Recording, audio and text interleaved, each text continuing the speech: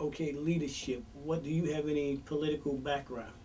Yeah, I've most recently I was a campaign manager for Senator Kevin Parker, and as most people State know, Senator State Kevin Senator Parker. Kevin Parker over in Flatbush, Okay. and most people know that that was one of the most hard-fought races, and it was one of the races that politically people watched across the country because of the fact that there were three diverse candidates in it.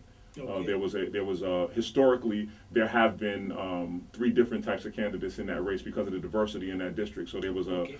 a Hasidic Jewish candidate, there was a Caribbean American candidate, and Kevin Parker, who ultimately won, was an African American candidate. Okay. Besides Kevin, did you do anything else?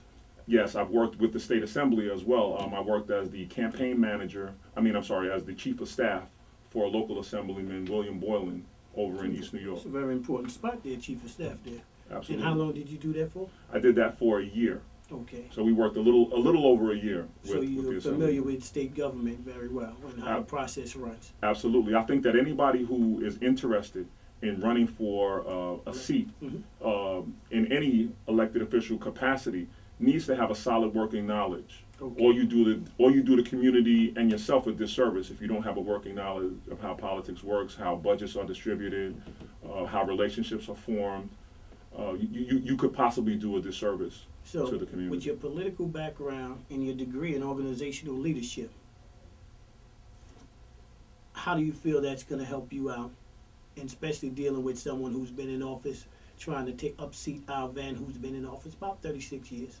Well, let me say first and foremost that we have a responsibility for honoring our heroes, and we view Al Van and many other people within this district who have paved the way for somebody like me to be able to run as heroes in this district. Okay. So what we're looking to do is not unseat a hero. We're looking for the mantle to be passed to new leadership, leadership with ideas and vision that can lead this district.